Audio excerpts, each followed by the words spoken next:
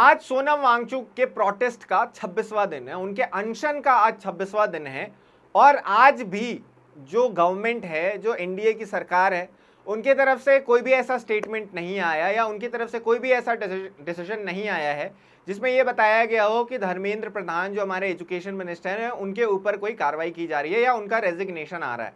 In fact आज सुबह सुबह अगर आप देखें तो एक्स पे भाजपा के जो मेन लीडर्स हैं, बड़े लीडर्स हैं, उन्होंने अपने अकाउंट पे चीज़ें शेयर की है जो एक सिमिलर लाइन पे थी, जहां पे उन्होंने बताया प्रधानमंत्री समेत सारे जो लीडर्स हैं उन्होंने ये लिखा है कि जो भी अभी स्कैम हुआ है उसके ऊपर वो ध्यान दे रहे हैं और 13 जो लोग गिरफ्तार हुए हैं उनके केस को फास्ट ट्रैक किया जा रहा है। जो फास्ट ट्रैक कोर्ट्स हैं उनमें अब वो केसेस चलेंगे और उन्होंने ये बोला है कि हम अपनी तरफ से मेक श्योर कर रहे हैं कि जो भी इस चीज़ में गिरफ्तार हुआ है या जो भी इस चीज़ में इन्वॉल्व था उसके ऊपर कड़ी कार्रवाई की जाएगी और उनको जो है स्ट्रिंजेंट उनके अगेंस्ट जो है डिसीजंस लिए जाएंगे और फैसले उनके खिलाफ सुनाए जाएंगे।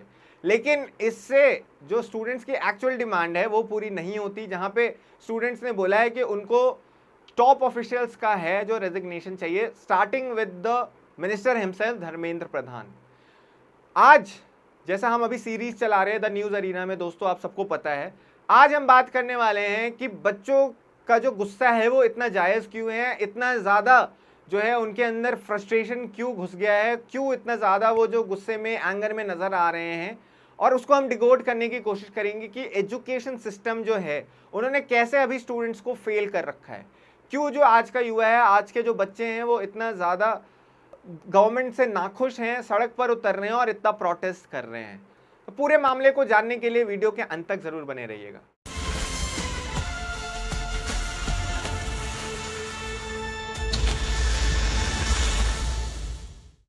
मेरा नाम है इंद्रनील भारती और आप मेरे साथ देख रहे हैं द न्यूज़ अरीना। तो जैसा हमने अभी लेटेस्ट डेवलपमेंट देख रखा है कि कोई भी जो भी प्रोटेस्ट कर रहे हैं लोग, जितने भी बच्चे सड़क पर उतरे हैं वो हारने को तैयार नहीं है। उनका बस जो मेन मोटिव है वो यही है कि ये जो सरकार है, इनके जो टॉप मिनिस्टर हैं वो अपनी रेजिग्नेशन दें, बिना उनके रेजिग्नेशन के बात नहीं बनेगी। और ऐसे में हम सारे मिनिस्टर्स जब से भाजपा की सरकार आई है उनका काइंड ऑफ आप बोले कि हमने उनको एनालाइज किया है, उनके ऊपर जो है हमने देखने की कोशिश की है, जानने की कोशिश की है कि उनके कार्यकाल में एक्चुअली हुआ क्या था। Starting from the first minister 2014 में जब भाजपा की सरकार चुनी जाती है तो एचआरडी मिनिस्ट्री उस टाइम पे बोली जाती थी इस डिपार्टमेंट को, और उनका जो है मिनिस्टर जो है स्मृति ईरानी को बनाया जाता है। उनके मिनिस्टर बनने के बाद ही कंट्रोवर्सी शुरू हो जाती है। क्यों? क्योंकि लोगों का कहना था कि स्मृति ईरानी जो है इतनी क्वालिफाइड नहीं है कि उस पोस्ट को वो डिजर्व करे। तो ऐसे में उनके डिग्रीज को लेकर सवाल उठते हैं, जहाँ पे कंट्रोवर्सी इसीलिए भी होती है क्योंकि वो खुद येल है उनके पास डिग्री येल की डिग्री है और इधर उधर की डिग्री है। इसको लेकर लोग जो है बहुत मजाक भी करते हैं। उनके कार्यकाल के दौरान अगर आप मुख्य टॉपिक्स जो हुए थे, जो बड़े कंट्रोवर्सीज हुई थी, अगर आप उसकी बात करें तो आप सबको याद होगा कि रोहित वेमुला का जो सुसाइड हुआ था उस पर बहुत ज़्यादा जो है कंट्रोवर्सी हुई थी। एफटीआईआई के इलेक्शंस के ऊपर बहुत ज़्यादा कंट्रोवर्सी हुई थी, जहाँ पे स्टूडेंट स्ट्राइक पे चले गए थे क्योंकि गजेंद्र वर्मा को वहाँ का प्रेसिडेंट चुन लिया गया था। स्टूडेंट्स इससे नाखुश थे और उनको ऐसा लग रहा था कि उनसे ज़्यादा डिजर्विंग लोग हैं जो शायद उस पोस्ट को डिजर्व करते थे। उसके अलावा आपको जेएनयू का कांड याद होगा, जहाँ पे रिपोर्टेडली एलिजिडली देशद्रोही नारे लगाए गए थे और बहुत सारे स्टूडेंट्स को वहां से अरेस्ट किया गया था। तो ये सारे मेजर कंट्रोवर्सीज उनके कार्यकाल में हुई थी, यूनिवर्सिटी रिलेटेड जो कंट्रोवर्सीज थी।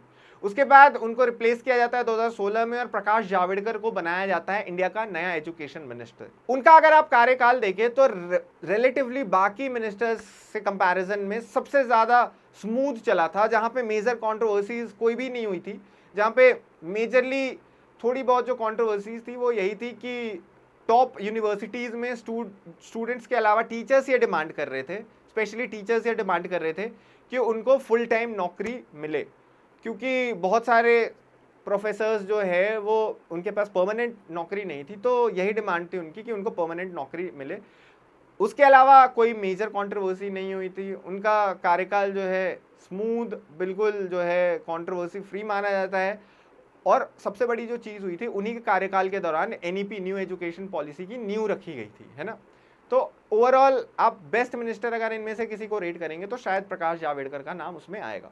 उसके बाद 2019 के चुनाव के बाद रमेश पोखरियाल जी को चुना जाता है भारत का एजुकेशन मिनिस्टर। ठीक 19 के इलेक्शन के 1 साल बाद, इनफैक्ट कुछ 6-8 महीने बाद कोविड आ जाता है और यहाँ पे एक्चुअल टेस्ट शुरू होता है पोखरियाल जी का। उनका जो स्टिंट होता है उसमें उनको लेकर ज़्यादा कंट्रोवर्सीज नहीं होती क्योंकि वो एक पढ़े लिखे, उनके पास पीएचडी की डिग्री थी, डॉक्टर लगता था उनके नाम के आगे, तो उनके क्वालिफिकेशंस को लेकर कभी कोई डाउट्स नहीं थे। एक कंट्रोवर्सी थोड़ी सी हुई थी जहाँ पे उन्होंने एस्ट्रोनॉमी को साइंस से ऊपर बता दिया था लोकसभा के अंदर, उसको लेकर लोगों ने बहुत मजाक बनाया था। लेकिन ओवरऑल जो उनका टेन्योर रहा था वहाँ पे बात यही होती है कि न्यू एजुकेशन पॉलिसी को कोविड के ठीक बाद, जब देश में लॉकडाउन लगा था, ठीक बाद एनईपी को पूरे देश में लागू किया जाता है।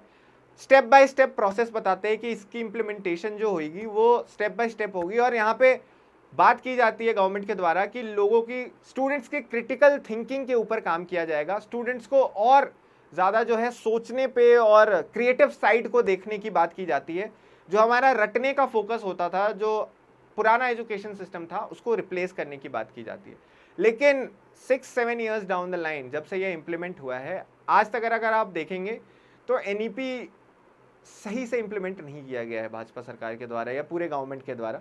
इसके ऊपर भी बात की जाएगी।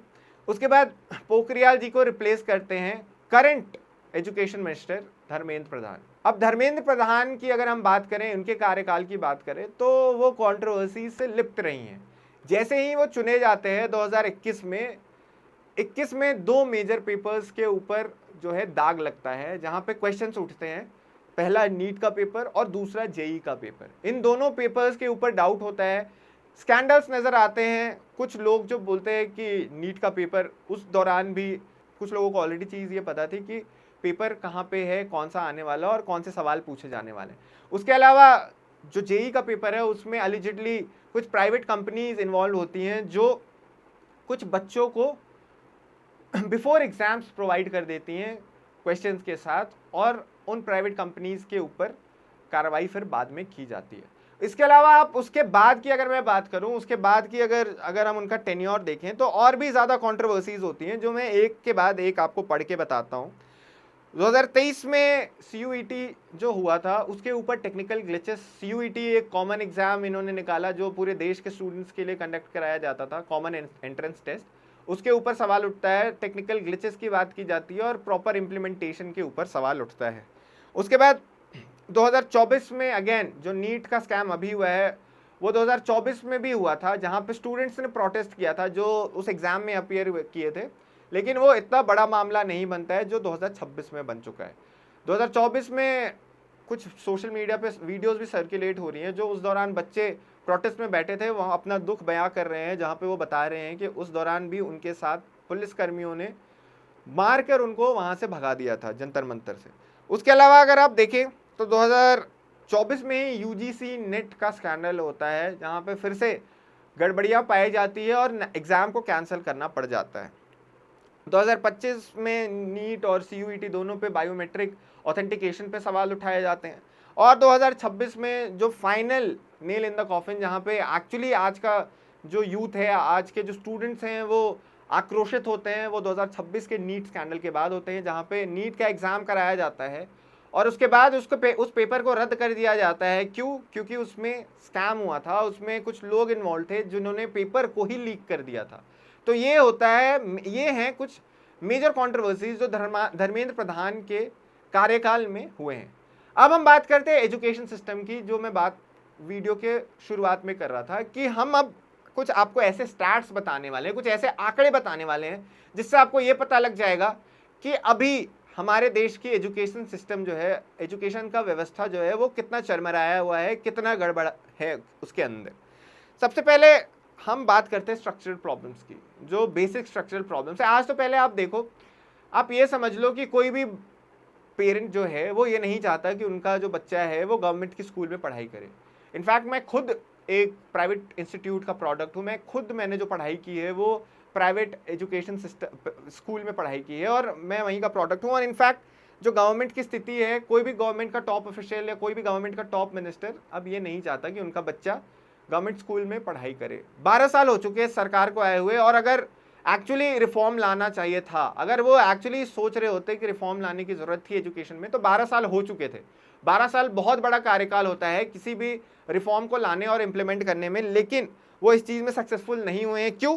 क्योंकि अगर आप नीति आयोग 2024 के रिपोर्ट की माने तो 95,000 से ज्यादा जो स्कूल्स हैं वो गवर्नमेंट स्कूल्स बंद हो चुके हैं, 94,000 से ज्यादा, है ना।